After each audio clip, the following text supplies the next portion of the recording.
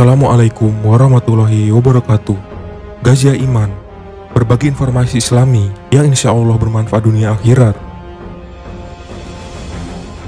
Kita tentu sering mendengar kata mu'alaf dan murtad.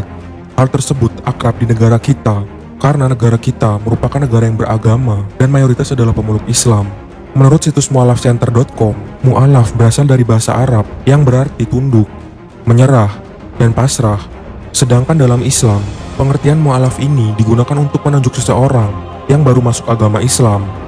Sementara, arti dari kata murtad menurut Wikipedia adalah sikap mengganti atau meninggalkan suatu agama yang dilakukan oleh seseorang sehingga ia menjadi ingkar terhadap agama yang diyakini sebelumnya. Tentu saja, orang yang murtad atau mu'alaf memiliki perbedaan, baik dari pemikiran maupun pemahamannya, tergantung dari sebab seseorang menjadi murtad dan mu'alaf. Apalagi saat ini, Islam merupakan sebuah agama dengan perkembangan paling besar di dunia karena jumlah pengikutnya semakin bertambah.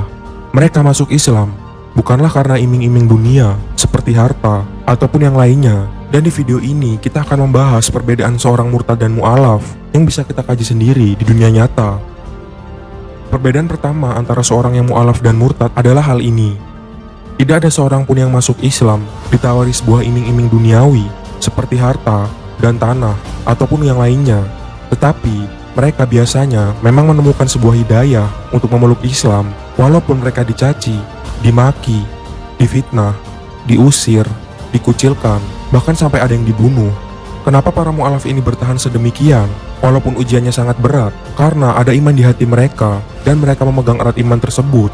Orang yang masuk Islam rata-rata juga adalah orang yang cerdas dan berakal, seperti para pemuka agama, baik pastor maupun pendeta, profesor, doktor, ilmuwan, dan juga orang yang hatinya bersih.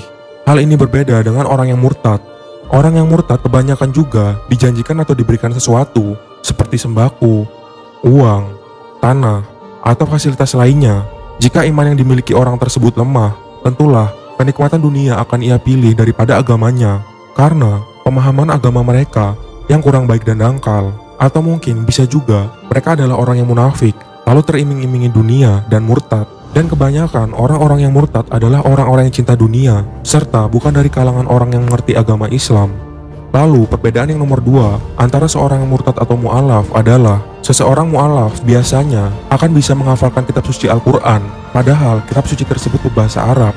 Mereka menghafal kitab tersebut, bahkan beberapa di antaranya sampai mengetahui artinya, serta terjemahan dan dapat membaca secara fasih. Sedangkan seorang yang murtad, apakah ada yang hafal kitab suci agama barunya dan bisa menghafal dengan bahasa asli kitab suci tersebut, seperti para mu'alaf yang bisa menghafalkan kitab suci Al-Quran dalam bahasa Arab? Adakah seorang yang murtad bisa menghafal Injil dalam bahasa Ibrani atau Weda dalam bahasa Sanskerta? Sejauh ini saya belum menemukan seorang yang murtad dapat menghafal kitab suci agama barunya dalam bahasa asli kitabnya tersebut, karena memang orang yang keluar dari agama Islam bukanlah orang-orang yang cerdas dari kalangan Islam. Sementara mereka yang masuk Islam dapat menghafal kitab suci Al-Quran karena memang mereka orang-orang yang cerdas di agama sebelumnya yang masuk ke dalam Islam. Dan perbedaan ketiga antara seorang mu'alaf dan murtad adalah seorang mu'alaf memanglah orang yang cerdas. Kebanyakan dari mereka berasal dari pemuka agama lain atau peneliti, ilmuwan, profesor, doktor, atau orang yang hatinya bersih. Mereka akan menemukan perbedaan dari ajaran sebelumnya dan ajaran Islam. Islam adalah sebuah kebenaran. Kebenaran pertama yang bisa mereka temukan adalah hanya Islam yang menyembah satu Tuhan yang tidak bergambar dan tidak berwujud seperti apapun termasuk manusia. Kebenaran kedua adalah hanya Islam yang mengatakan Tuhan tidak beranak dan tidak diperanakan seperti yang ada pada surat Al-Ikhlas. Ketiga, hanya Tuhan Islam yang tidak butuh persembahan atau sesaji, karena dalam Islam Tuhan itu memberi bukan diberi. Bahkan kalau kita memberikan sedekah atau berkurban pun adalah untuk diri kita sendiri, bukan untuk Tuhan. Karena dengan kemahakuasaan Tuhan, Tuhan tidak akan rugi jika manusia berbuat dosa, murtad, atau melakukan hal yang buruk. Justru manusia tersebutlah yang akan rugi, karena hal tersebut akan membuatnya dekat dengan balasan yang buruk. Dan dengan maha kasih sayang Tuhan, pengampunan Tuhan sangatlah dekat.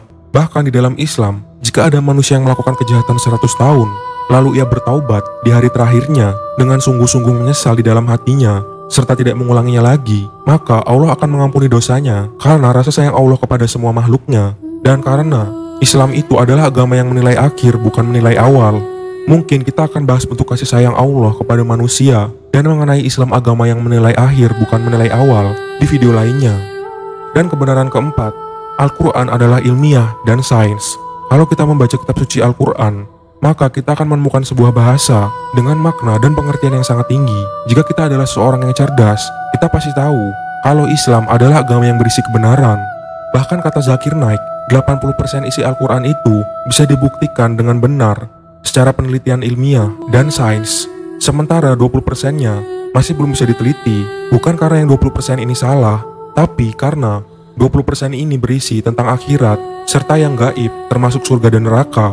Jika 80%-nya saja sudah benar dan bisa diteliti dan juga terbukti, maka yang 20% yang tidak bisa diteliti ini pastilah benar, karena Al-Quran merupakan firman Tuhan atau perkataan dari Sang Pencipta. Bukan hanya alasan tadi saja kenapa orang menemukan kebenaran dalam Islam, masih banyak hal di luar sana yang logis dan menakjubkan yang membuat orang-orang cerdas berbondong-bondong masuk Islam. Tentu bukan karena duniawi, karena sampai sekarang tidak ada orang yang masuk Islam ditawari harta oleh Pak Haji ratusan juta hingga miliaran. Jadi sudah jelas kalau orang yang masuk Islam adalah orang-orang yang menemukan kebenaran dan masuk Islam tanpa iming-iming dunia.